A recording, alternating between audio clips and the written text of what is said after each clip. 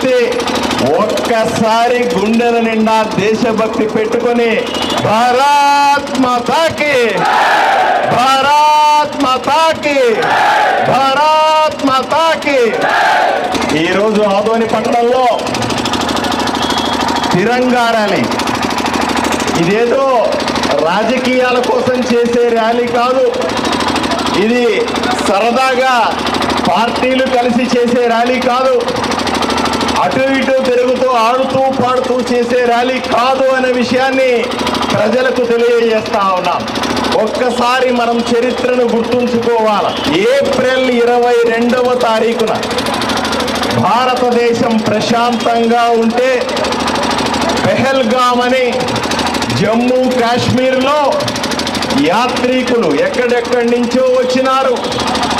ఒకరు ఆంధ్రప్రదేశ్ నుంచి, ఒకరు కర్ణాటక నుంచి, ఒకరు మహారాష్ట్ర నుంచి, వివిధ రాష్ట్రాల నుంచి, పక్క దేశాల నుంచి అందమైన కాశ్మీర్ను చూద్దామని చెప్పి పెహల్గాంలో తిరుగుతూ ఉంటే రాక్షస మూకలు, ఉగ్రవాదులు, పాకిస్తాన్ ప్రేరేపిత ఉగ్రవాదులు, పాకిస్తాన్ పంపించినటువంటి ఉగ్రవాదులు 25 మందిని కాల్చి చంపడం దారుణంగా విషయం. మామూలుగా చంపలేదు. జనాలు ఇలా ఉంటే అందరినీ కూడా హిందువులంతా ఒకవైపు రండి, ముస్లింలంతా ఒకవైపు రండి అని చెప్పి ఈ ముస్లింస్ని మేమేమీ చెయ్యము, హిందువులను మాత్రమే కాల్చి చంపుతామన్నారు. అడుక్కున్నారు, అలా చెయ్యొద్దన్నారు. మేము కూడా భారతీయులమన్నారు. మరింత నిర్ధారణ చేసుకోవడానికి మగవాళ్ళందరినీ ప్యాంటులు ఇప్పమన్నారు. ప్యాంటులు ఇప్పి చెడ్డీలు ఇప్పి చూసి వీళ్ళు హిందువులా ముస్లింలా అని నిర్ధారణ చేసుకుని కేవలం హిందువులని ఏరి ఏరి ఏరి చంపడం ఎంత దారుణమైన విషయం మీరు అర్థం చేసుకోవాల్సిన అవసరం. పాకిస్తాన్ ఇలా ఎందుకు చేసింది, ఉగ్రవాదులు ఎందుకు చేశారో ఒక్కసారి ఆలోచన చేయండి. వాళ్ళకు కావాల్సింది ఇలా హిందువులను మాత్రమే చంపితే ఏ రోజుకైనా సరే హిందువులు ముస్లింలు పోట్లాడుకుంటారు, భారతదేశంలో మత కల్లోలాలు వస్తాయనే దురుద్దేశంతో వాళ్ళు అలా చేశారు. కానీ భారతదేశంలో ఉన్నటువంటి హిందువులందరూ ముస్లింలందరూ ఒక తాటి మీద ఉన్నారని, ఒక మాట మీదగా ఉన్నారని, ఒకటిగా ఉన్నారనే అంశం తెలియక ఈరోజు అలా చేశారని చెప్తా ఉన్నాను. కేవలం చంపితే ఆగిపోలే, ఆడవాళ్ళు, మహిళలు, భార్యలు అడుక్కున్నారు, అయ్యా చంపద్దు. ఒక మహిళ అంది, నా భర్త నేను పెళ్లి చేసుకొని 2 వారాలు కాలేదు, అప్పుడే చంపితే ఎలా, చంపద్దు అని అడుక్కుంది. వాళ్ళు కనికరించలా. ఇంకొక మహిళ అన్నది, నా భర్తను కాదు నన్ను చంపండి అంది. ఆయన ఉగ్రవాదులు అన్నారు, నిన్ను కాదు నీ భర్తనే చంపుతాం, నువ్వు వెళ్ళి నరేంద్ర మోదీకి చెప్పుకో అని చెప్పారు. చెప్పింది. చనిపోయిన తర్వాత మనస్ఫూర్తిగా ఆ మహిళ నరేంద్ర మోదీకి చెప్పింది. నరేంద్ర మోదీ విన్నాడు. విన్న నరేంద్ర మోదీ ఊరుకుంటాడా? భారతదేశ పౌరుషాన్ని చేతబట్టి స్పష్టంగా బహిరంగ సభలో చెప్పినాడు. మామూలుగా నరేంద్ర మోదీ హిందీలోనే మాట్లాడతాడు. ఆ రోజు బహిరంగ సభలో ఇంగ్లీష్లో మాట్లాడి ప్రపంచానికంతా అర్థమయ్యే భాషలో చెప్పినాడు. ఉగ్రవాదులు ఏ మూల ఉన్నా వదిలిపెట్టాం. ఉగ్రవాదులనే కాదు, ఎవరెవరైతే ఉగ్రవాదుల్ని భారతదేశంలోకి పంపించారో వాళ్లను కూడా వదిలిపెట్టమని నరేంద్ర మోదీ ప్రతినబూనాడు. 10 రోజులయ్యింది, 15 రోజులయ్యింది. అర్థమవుతా ఉంది, దేశంలో ఉన్నటువంటి మిలిటరీ వాళ్ళందరినీ కూడా సెలవుల్లో పోయిన వాళ్ళని వెనక్కు రమ్మన్నారు. యుద్ధ తంత్రాలు రచించారు. బ్రహ్మాండమైన ఆలోచన చేశారు.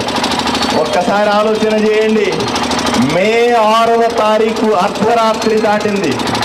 1 గంట 15 నిమిషాల సమయానికి రఫేల్ యుద్ధ విమానాలు భారతదేశ యుద్ధ విమానాలు సరిహద్దును దాటకుండా ఎక్కడెక్కడైతే ఉగ్రవాద స్థావరాలు ఉన్నాయో, ఉగ్రవాద స్థావరాలంటే ఉగ్రవాద ట్రైనింగ్ సెంటర్లు ఉన్నాయో 9 చోట్ల ఎక్కడి నుంచైతే ఉగ్రవాదులను తయారు చేసి వాళ్లకు శిక్షణ ఇచ్చి భారతదేశం మీద పంపుతున్నారో వాళ్ళందరినీ కూడా ఏరి 9 స్థావరాలని ధ్వంసం చేసింది భారతదేశం.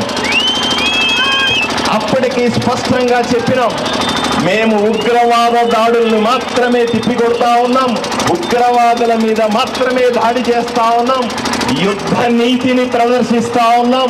పాకిస్తాన్లో ఉన్నటువంటి మామూలు మనిషి మీద కానీ మిలిటరీ స్థావరాల మీద కానీ యుద్ధం చేయబోవట్లేదని స్పష్టంగా చెప్పాం. కానీ భారత్ వినల.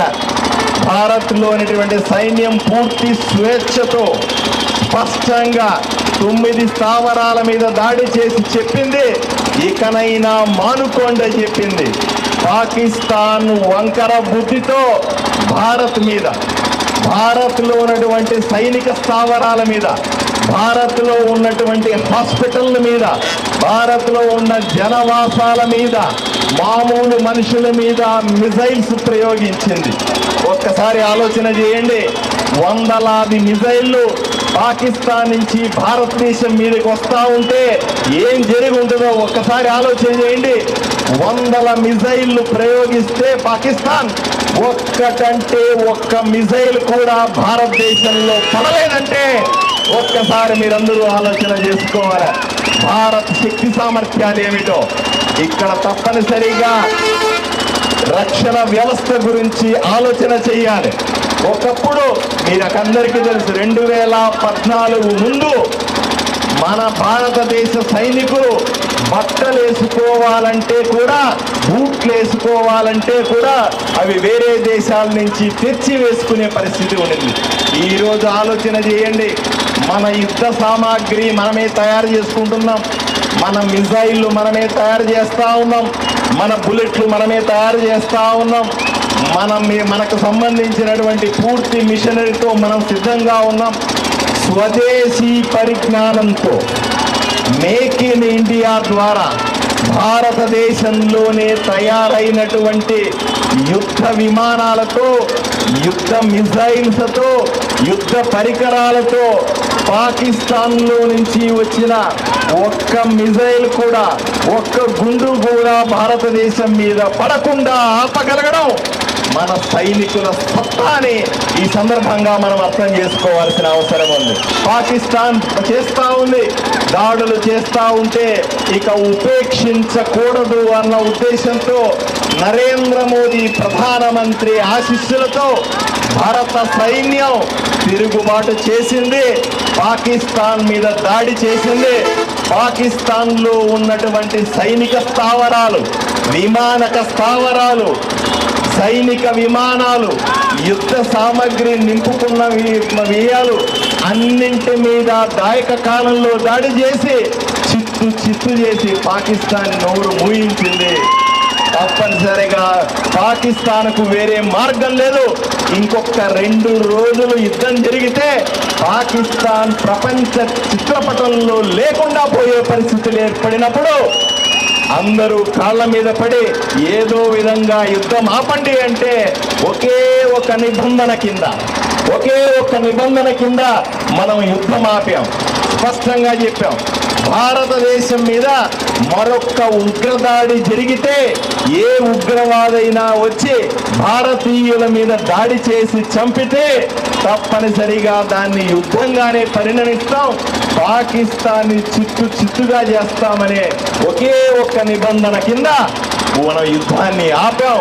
ఈరోజు శాంతి కావాలని కోరుకుంటా ఉన్నాం. ఒక్కసారి అర్థం చేసుకోండి, ఈ రకమైన యుద్ధానికి నరేంద్ర మోదీ ఒక పేరు పెట్టారు, అదే ఆపరేషన్ సింధూర్ అన్నాడు. ఆ పేరు ఎలా వచ్చిందో ఒక్కసారి అర్థం చేసుకోవాలి. ఎవడైతే ఉగ్రవాది మీ మోడీకి చెప్పుకో అని భార్యలకు సంబంధించినటువంటి తల బొట్టుని తీసేశాడో, ఎవరైతే బొట్టు పెట్టుకునే అవకాశం లేకుండా చేశారో దాన్ని సింధూరం అంటారు.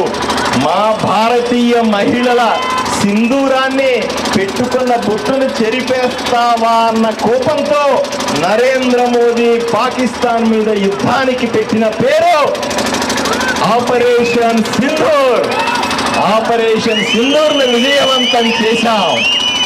మళ్ళీ మీకందరికీ చెప్తా ఉన్నా, ఆపరేషన్ సింధూర్ పూర్తిగా అవ్వలేదు, ఇంకా మిగిలే ఉంది.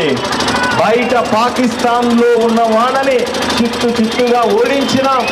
భారతదేశంలో కూడా మిత్రులారా జాగ్రత్తగా వినాలి, భారతదేశంలో మన చుట్టూ కూడా పాకిస్తాన్ ప్రేరేపితులు, పాకిస్తాన్ అంటే ఇష్టపడేవాళ్ళు, పాకిస్తాన్ అంటే జిందాబాద్ కొట్టేవాళ్ళు, పాకిస్తాన్ కండువా కప్పుకునే వాళ్ళు, పాకిస్తాన్ క్రికెట్ మ్యాచ్ లో గెలిస్తే ఇక్కడ పండగ చేసుకునే వాళ్ళు కూడా ఉన్నారు.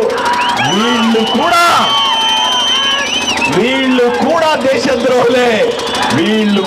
దేశద్రోహులే, వీళ్ళనందరినీ కూడా ఒక్కొక్కరిగా చూసి ఏరి పారేయాల్సిన అవసరం ఉందని మీకందరికీ తెలియజేస్తా ఉన్నారు. పాకిస్తాన్ దేశం అక్కడ ఉంది, కానీ పాకిస్తాన్ ఆలోచనలతో ఉన్నవాళ్ళు భారతదేశంలో కూడా ఉన్నారు.